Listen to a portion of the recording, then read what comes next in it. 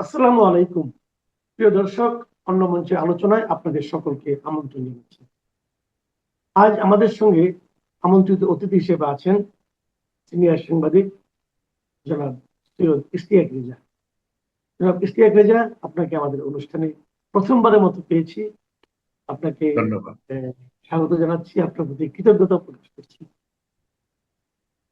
জনাব ইশতিয়াক রেজা, আপনার সঙ্গে আমি সরাসরি আলোচনায় আসি। নতুন সরকার একটা প্রথমবারের মতো বাজেট দিয়েছেন। এই বাজেট নিয়ে নানা জন নানা কথা বলছেন। সাধারণ মানুষের একজন অভিব্যক্তি, আবার রাজনৈতিক নেতৃবৃন্দ যারা আছেন, আর তারা যারা তাদের প্রতিদ্বন্দ্বী রাজনৈতিক নেতৃবৃন্দ যারা আছেন, বিরোধী দল বলেন, তারা এক ধরনের কথা বলছেন, ব্যবসায়ীরাও নানা ধরনের কথাবার্তা বলছেন। তো আপনি দীর্ঘদিন ধরেই এই খাত নিয়ে কাজ করেন। আমার তো মনে পড়ে আমার সাংবাদিকের জীবনের শুরু থেকেই আপনাকে দেখে আসছি যে এই অর্থনীতি খাতের একজন মানে, খুবই জাদ্রেল রিপোর্টার আপনি ছিলেন। এখনো তো আপনি এগুলি নিয়ে আলোচনা করেন, কথা বলেন। আপনার মতামতটা আমার জন্য খুব গুরুত্বপূর্ণ, এটা একটু জানতে চাচ্ছিলাম। আহ আপনার কাছে সব মিলিয়ে কেমন হয়েছে? অনেক ধন্যবাদ মাসুদ কামাল ভাই, এবং প্রথম শো হিসেবে আমিও খুব গর্বিত যে আমি জয়েন করতে পারলাম। দেখেন, কাঠামোগতভাবে আর 10টা বাজেটের মতন এই বাজেটও আগের মতোই হয়েছে, তেমন কোনো পরিবর্তন ঘটে নাই। তবে নতুন সরকার 20 বছর পরে বিএনপি তার বাজেট দিয়েছে, ফলে তার একটা জনতুষ্টির চেষ্টা আছে। আপনি দেখেছেন জনকল্যাণমুখী অনেকগুলো আহ প্রকল্প আছে, তার মধ্যে বিশেষ করে সামাজিক নিরাপত্তা খাতে তার অনেক বরাদ্দ বেড়েছে।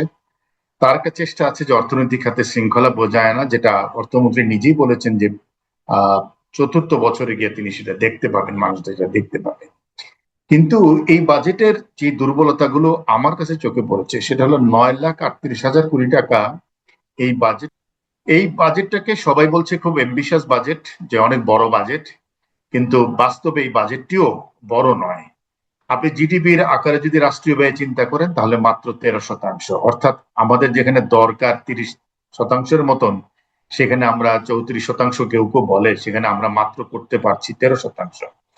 আমাদের দীর্ঘদিনের একটা লক্ষ্য ছিল এটাকে 20-21% নিয়ে যাওয়া, সেটা আজ পর্যন্ত আমরা পারিনি, এবং এই বাজেটেও সেই লক্ষ্যমাত্রাটা হয়নি। এবং এই যে জিডিপির আকারে বাজেটের আকার, জিডিপির তুলনায় এটা কিন্তু ভুটানেরও নিচে, দক্ষিণ এশিয়ার সর্বনিম্ন, এমনকি ভুটানেরও নিচে, পাকিস্তানও আমাদের চেয়ে বেশি করে। আরেকটি হলো বাজেটের যে রাজস্ব লক্ষ্যমাত্রা, 7 লাখ কোটি টাকা, 6,95,000 কোটি টাকার যে রাজস্ব লক্ষ্যমাত্রা, এটি কোনোভাবেই যে আদায় হবে না সেটা নিশ্চিত জেনেই কিন্তু এই লক্ষ্যমাত্রাটা দেওয়া হয়েছে। এবং বর্তমান যেটি চলতি অর্থ বছর যেটি, সেখানে মাত্র 4 লাখ কোটি টাকা আদায় হয়েছে। এখন বর্তমান বছরে যদি 4 লাখ কোটি টাকা হয়, আগামী বছরে সেটা 7 লাখ কোটি টাকা হয়ে যাবে, সেটা নিশ্চয়ই কোনো ম্যাজিক্যাল কোনো কিছু হবে না, স্বাভাবিক কারণে এখানে পিছিয়ে পড়ে। এবং মাসুদ কামাল ভাই, আপনার মাধ্যমে একটা কথা বলি, যেটা খুব বলে না কখনো। প্রতি বছর এনবিআর এর জন্য একটা রাজস্ব লক্ষ্যমাত্রা দেওয়া হয়, পরবর্তীতে সেটা সংশোধন করা হয়। সংশোধিত লক্ষ্যমাত্রা পূরণ করতে পারে না। আপনি খেয়াল করে দেখেন, এই বিষয়টা কোথাও কোনো জবাবদিহিতার প্রয়োজন নেই। কেন বিরাট লক্ষ্যমাত্রা দেওয়া হলো, কেন সে সংশোধন করলো, এবং সেটা যে সে পারলো না, এই জন্য তাকে কিন্তু কোথাও জবাবদিহিতা করতে হয় না। পার্লামেন্টে এই নিয়ে কোনো আলোচনা নেই, এমপিরা এটা প্রশ্ন তোলে না, এবং প্রত্যেকবারই বিশাল এক লক্ষ্যমাত্রা দিচ্ছে। এই লক্ষ্যমাত্রা অর্জন না করার কারণেই বাজেট শেষ পর্যন্ত জনগণের জন্য তেমন কিছু আসলে ফলাফল আনবে না।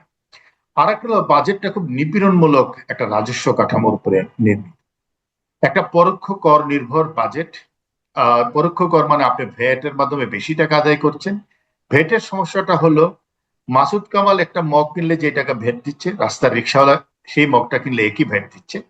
এবং এই যে পরোক্ষ কর, এটির মাধ্যমে পুরো জনগণকে একটা জালের বিস্তারে আটকে ফেলা হয়েছে।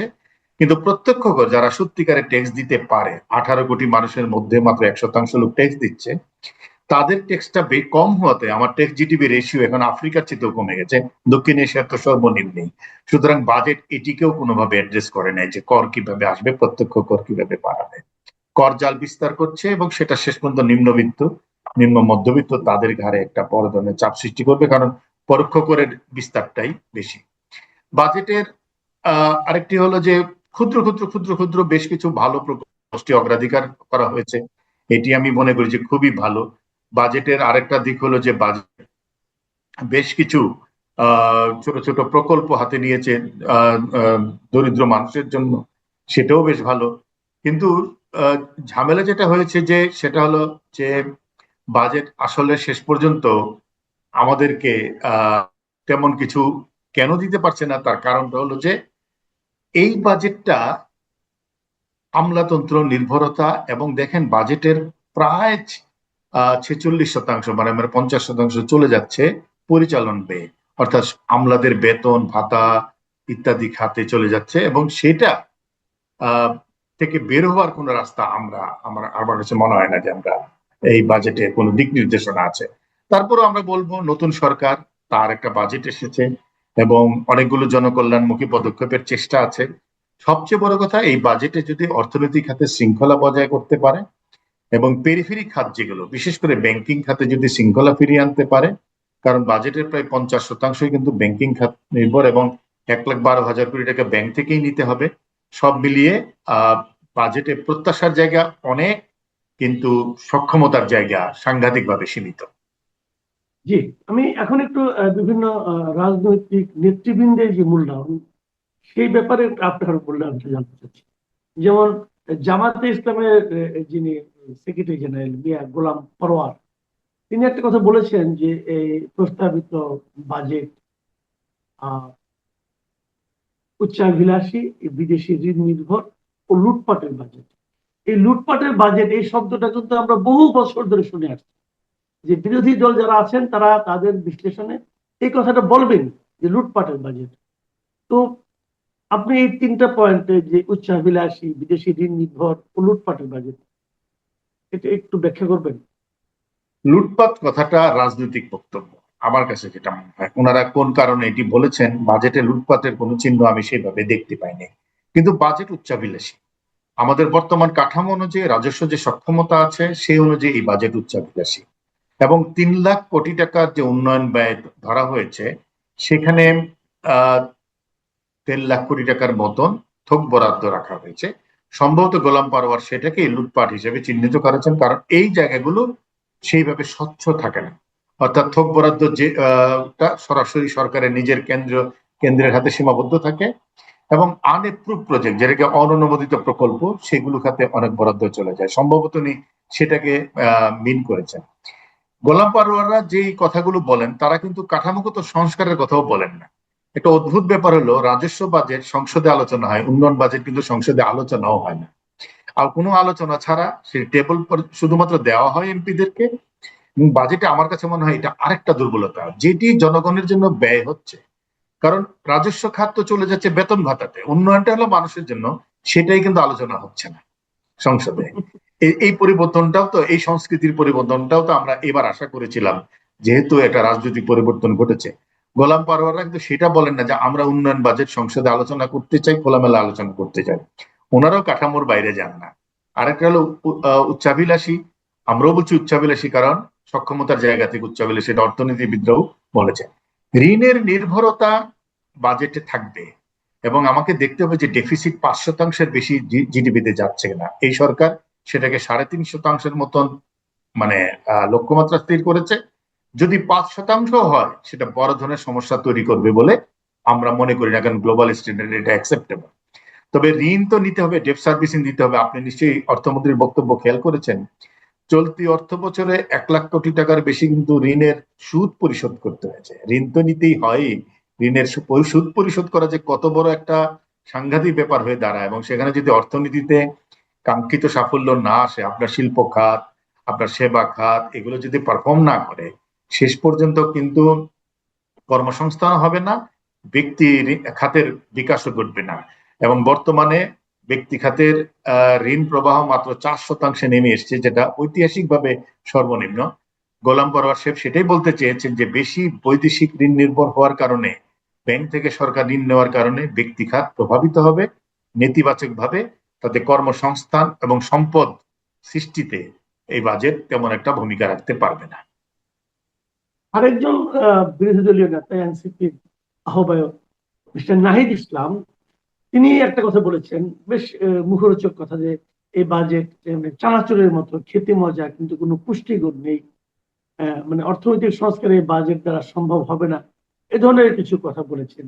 আবার বাম সংগঠনগুলো দেখলাম, বাম ছাত্র সংগঠনগুলো বলেছে যে এই বাজেটে নাকি বরাবরের মতো শিক্ষা এবং স্বাস্থ্য খাতকে যথাযথ গুরুত্ব দেওয়া হয়নি। এই দুটো মন্তব্যের ব্যাপারে আপনার মূল্যায়নটা কি? শিক্ষা খাতে কিন্তু এই প্রথম বেশি বরাদ্দ হয়েছে, 100%-এর বেশি গেছে, এবং এই সরকারি এই বাজেটেই সেটা করেছে। কিন্তু স্বাস্থ্য খাতেও বাজেট বেড়েছে। আমি বাম ছাত্র সংগঠনগুলোর আলোচনা থেকে প্রথমটা করি, তাদের প্রত্যাশার জায়গা থেকে তারা ঠিকই বলছেন যে শিক্ষা এবং স্বাস্থ্য খাতে আমরা একসময় বলতাম বাজেটের 8% দিতে হবে, কিন্তু বাস্তবতা হলো সেটা দেওয়া যাচ্ছে না। আর একটা বড় বাস্তবতা হলো যেটুকু দেওয়া হয় কামাল ভাই, সেটাও বাস্তবায়ন হয় না। বছর শেষে দেখা যায় সেখানে স্বাস্থ্য খাতে বিশেষ করে একটা বড় অংশ সিস্টেম লস হয়, এবং আপনি জানেন সিস্টেম লস মানেই হলো দুর্নীতি। এবং স্বাস্থ্য খাতে দুর্নীতি দূর না করে বাজেট বাড়ালে কিন্তু কোনো কাঙ্ক্ষিত ফল আসবে না। অবকাঠামোগত দিক থেকে চিন্তা করলে আমাদের কিন্তু গ্রামীণ অবকাঠামো পর্যন্ত, গ্রামীণ পর্যায় পর্যন্ত অবকাঠামো আছে। কিন্তু আমাদের দক্ষিণ এশিয়া আমাদের মতন স্বাস্থ্য অবকাঠামো খুব কম দেশেরই আছে, কিন্তু স্বাস্থ্য সেবা কিন্তু সেখানে নাই। স্বাস্থ্য সেবার জায়গাটা যদি নিশ্চিত করা যায় শুধু বাজেট বাড়িয়ে, এটা আসলে ঠিক করা যাবে না। শিক্ষাক্ষেত্রেও তাই, ফেসিলিটিস ডিপার্টমেন্ট অনেক অনেক স্কুল করছে। আপনি গ্রামে গঞ্জে গেলেই দেখবেন প্রচুর স্কুল করা হয়েছে এবং সুন্দর, বিল্ডিং গুলো খুব সুন্দর দেখতে, কিন্তু ছাত্র নাই, শিক্ষক নাই পর্যাপ্ত পরিমাণে। উদ্বেগের জায়গা থেকে ঠিক আছে, কিন্তু বাস্তবতার জায়গা থেকে সরকারকে কিন্তু এগুলো ঠিক করতে হবে। সম্প্রতি আমি একটা রিপোর্টে দেখেছি এমন স্কুল আছে মাত্র 16 জন ছাত্র, অথচ বিশাল এক বিল্ডিং। যে ছাত্র পাচ্ছে না কেন স্কুলগুলো, সরকারি বেসরকারি বা এমপিওভুক্ত স্কুলগুলো?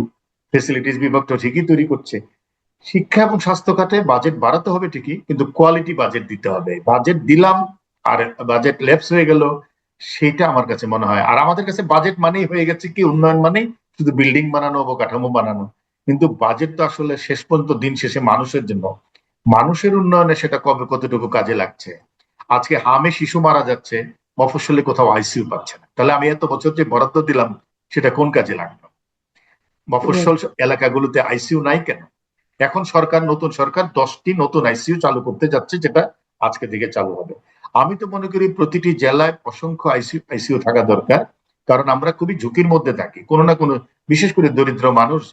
এবং আউট অফ পকেট এক্সপেন্ডিচার, যেটাকে গ্লোবালি চিহ্নিত করা হয় স্বাস্থ্যের ক্ষেত্রে, আপনি জানেন আপনার আমার পকেট থেকে, সাধারণ মানুষের পকেট থেকে, এবং দিনহীন মানুষ, সে যদি ঢাকা মেডিকেল কলেজ যায়, 70 টাকা, মানে 100 টাকা খরচ হলে 70 টাকা তার পকেট থেকে যায়। অথচ আমরা বলছি ফ্রি চিকিৎসা, সরকারি হাসপাতালে নাকি ফ্রি চিকিৎসা, অথচ এটা 70% মানুষ নিজে দেয়। বাংলাদেশের মতো এত বেশি নিজে স্বাস্থ্য সেবা বহন করে, খরচ বহন করে, এরকম জাতি আফ্রিকাতেও নেই। সুতরাং আমরা বাজেটটা সেই কারণেও স্বাস্থ্যখাতে বাজানো দরকার, কিন্তু এর ব্যবহারটা কতটুকু হচ্ছে সেটা একটা।